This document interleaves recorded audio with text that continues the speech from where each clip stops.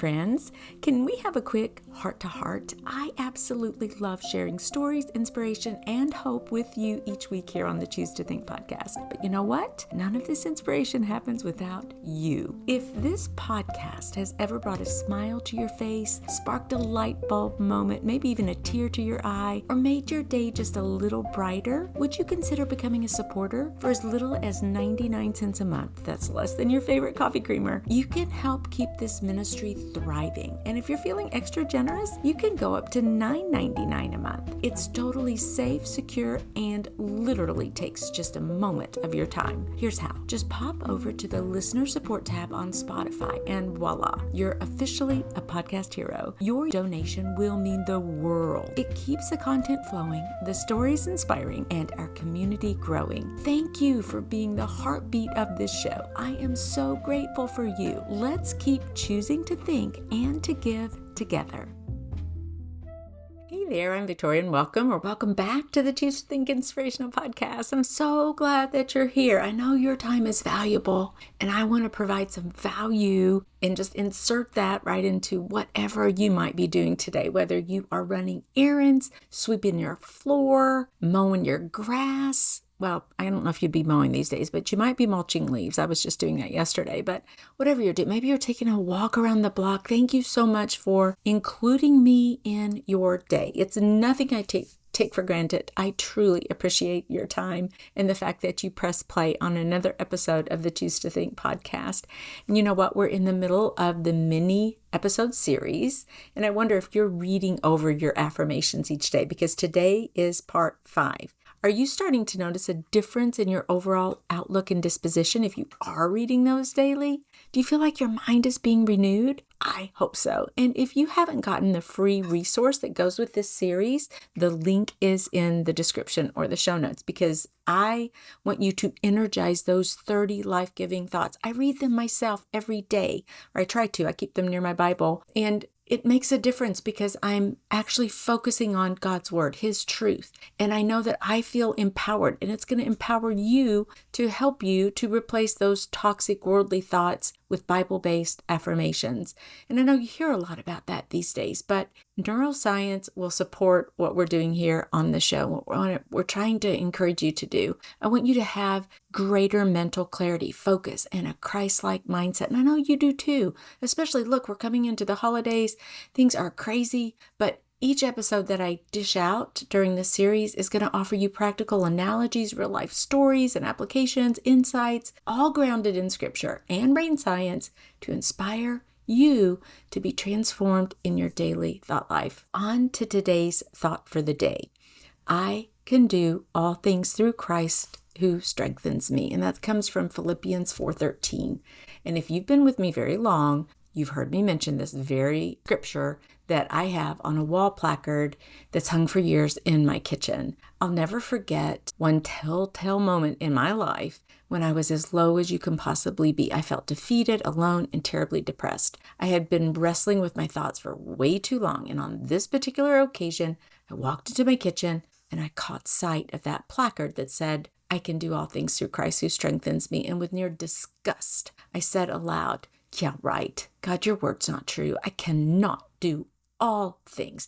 Big, fat, false." Ugh, can you imagine speaking to God but like that? Well, that's what I was doing. I told him it was so not true, and I just hated it almost. I said it with contempt. I'm very ashamed to say that, but that's just what I was feeling at that moment. I remember it very, very vividly. So pause for a second to think with me. What do you think was going on in my brain when I voiced that God's word wasn't true, or that I could not do all things through God with him as he would give me strength? Well, I was wiring my brain. And by repeating this thought, energizing it, engaging it, focusing on it, I was reinforcing those neural pathways that said God's word is not true. They became stronger and stronger, and a stronghold of doubt took hold in my heart, my mind. This is exactly how you and I enter into a crisis of faith. It begins with one single thought that's a lie, really. Now, part of my dilemma is that I thought things like, I cannot compete in the NBA. That's really what I thought, no joke. And that is true in the literal sense of things, right? And it wouldn't matter how much I've relied on God to become a basketball player. That's not going to happen. I cannot break an Olympic record in figure skating, for example. No matter how much I try at my age, it probably cannot be done.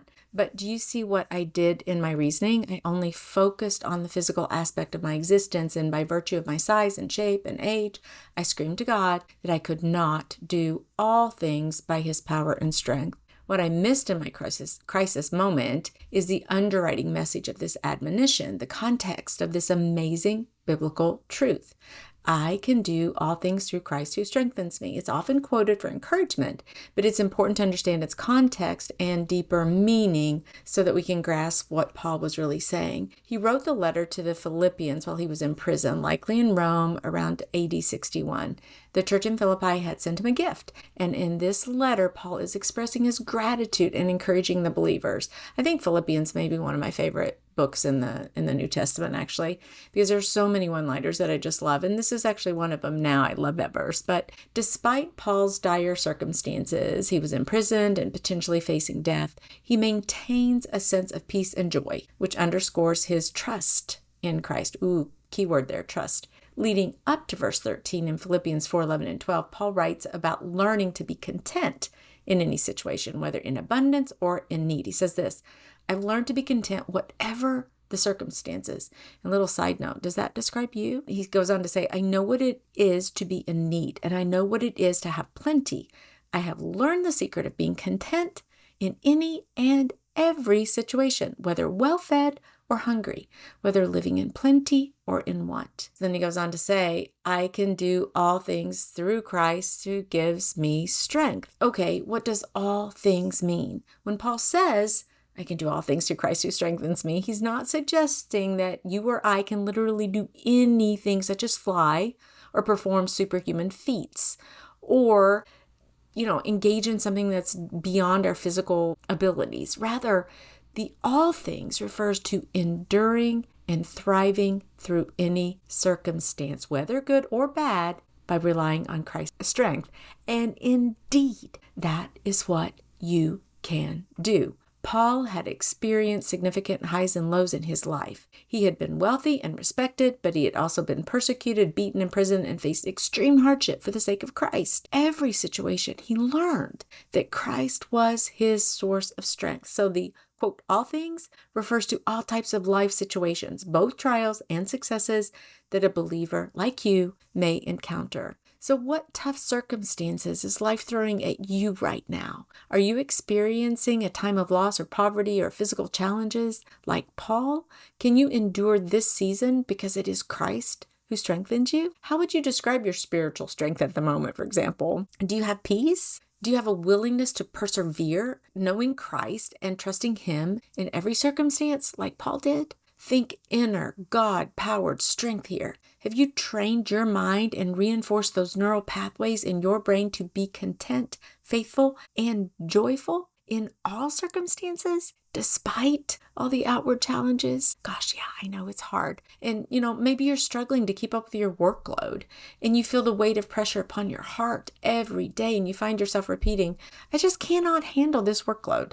I'm going to fail at this thing called life. Or maybe you're exhausted from juggling work, children, and household duties, and day after day after day, you tell yourself, I'm too tired to keep going.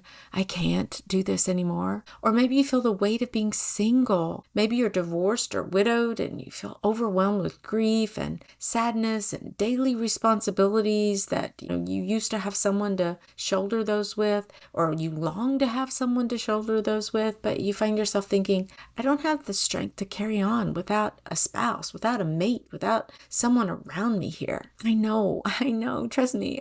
The demands of life can sometimes feel so heavy that you forget that you don't have to carry them on your own. You might feel like it's all up to you, leading to burnout when your personal resources are depleted, and trust me, they will be. You are now training your brain and mind to focus on your limitations and the fact that you feel like you're falling short. When you feel overwhelmed and focus on your inability, your brain activates the stress response, flooding your body with cortisol, shifting your focus to Christ's strength will calm your nervous system and boost your resilience by activating that prefrontal cortex, which is responsible for decision making and focus. Why would Paul say all things? Well, he uses the phrase all things to emphasize that there is no circumstance, none, zero, zilch, nothing, nada, too difficult for Christ's strength to sustain him. And the same is true for you. We know Paul had been through many trials, but his message is that the power of Christ is sufficient for every situation that you might face. It's not about performing every possible task, no, but it's about enduring all trials and finding peace in every situation, knowing that Christ is the source of your strength, and I guess we could go on and say of your peace. Christ left us with peace, didn't he? Let this amazing truth that you can do all things through Christ who strengthens you, and that your strength does not come from your circumstances or even from whether you can muster within yourself the strength to deal with hardships. It's not that. Because believing in your own abilities alone can lead to stress and burnout. But trusting in Christ's strengths, his strength, reduces perceived stress and enhances performance as it shifts the focus from self-reliance to divine empowerment. Your strength comes from Christ. He is the one who strengthens you and helps you to endure any measure of emotional, physical, or spiritual hardships. And that's really, really good news. In a nutshell, I think that Philippians 4:13 is really about spiritual resilience. Paul's message is that no matter what life throws at you, whether hardship or blessing, you can, in fact, endure. And you can, in fact,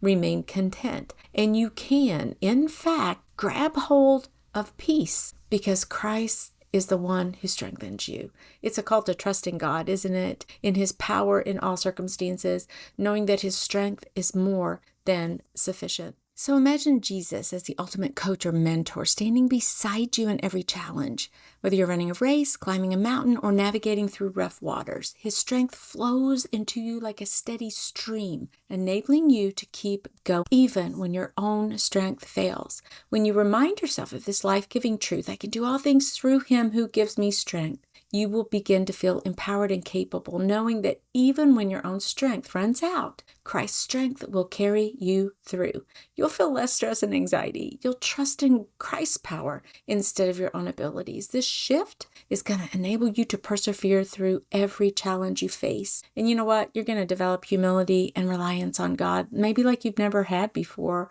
just as Jesus relied on his Father's strength throughout his ministry and during those moments of deepest trials. You'll feel empowered and capable, all right, knowing that you have Christ's strength to overcome any challenge. And then you're going to feel more confident in facing future challenges and less intimidated by obstacles as you rely on Jesus' strength rather than just your own. When you recognize that Christ is strong in your life, it's going to help you to approach challenges with resilience and courage. And you're going to be kind of like mirroring Christ's perseverance. He was a perseverer, wasn't he?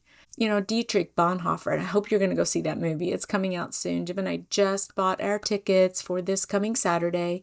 It really does sum up the lesson for today in a nutshell. He said this: when Christ calls a man, he bids him come and die. But when Christ calls, he also gives strength. What does that mean to you? You've been called. You are a Christ follower. You've been tapped on the shoulder. Basically, as a Christ follower, you do have to die to everything fleshly. You and I both. All of that. He bids us to come and die to ourselves, die to our own inabilities, our own limitations, our own restrictions, our own thoughts and warped way of thinking, our sin. We come to die when we're called, as we are, to then be raised up in Christ. We really have the strength that Christ gives us. He calls us and he gives us strength to do our lives. You can do your life. And I say that with the utmost sincerity and empathy that I can possibly muster, because there were times, like I said, when I started this episode where I felt like that was a joke because I couldn't do my life. But what I was telling myself was really based on my own limitations. And when I realized that I could rely on the strength that Christ gives me to handle and face any scenario, suddenly the tension was relieved in my life. There was a release there. The focus went to Father, your word says that I can do all things through you. Your word says that you're giving me strength here, and I'm going to lean into that truth. You can do all things through Christ who strengthens you. Let's pray. Father in heaven, I thank you so much for this day. I thank you for that listener who may feel weary and worn out and tired and exhausted and at wit's end and really not knowing which way to go, feeling like, I just want to check out of life. I can't do it. I've been there. Father, I pray that you would whisper tenderly into the ear of that listener and say, oh, wait a minute. I'm here with you. I'm here with you, and it's my strength you need. I have the strength to encourage your heart through this trialship. I'm giving you the strength that you need to endure this trial you're in. Whether you're blessed or you're pressed, it doesn't matter. I'm here with you. And you can do anything through me. I'm going to give you strength. I hope that that's a message that you will speak to them, Lord, that they will hear that, understand that, know that, and bury that as deeply as possible into the recesses of their heart and mind. Father, I pray that you would renew their mind, that there would be transformation at the mind level, at the brain level, that new neurons would begin to be activated and making new connections, and that their brain would just be firing off with your truth. We will not conform to the patterns of this world, but we are going to be transformed by the renewing of our minds. And Father, I ask that you would help that listener to take every thought captive and to realize that there is a better way to live and a better way to think. And we want to think with the mind of Christ. We want to operate daily with the mind of Christ and with biblical truth. Father, help us to focus on things that are praiseworthy, that are awe-inspiring, and that are everything to do with who you are and what you're doing in our lives. We love you, Lord. In Jesus' name, amen. And that's a wrap, Brain Changer. Thank you so much for tuning in. And say, if you like what you hear, please consider sharing this link to the show with a friend or a family member who you think might be encouraged by the inspiring and hope-filled messages that I try to put out every single week. So thank you so much for your support. And until next time, Dios primero y que Dios te bendiga. Ciao.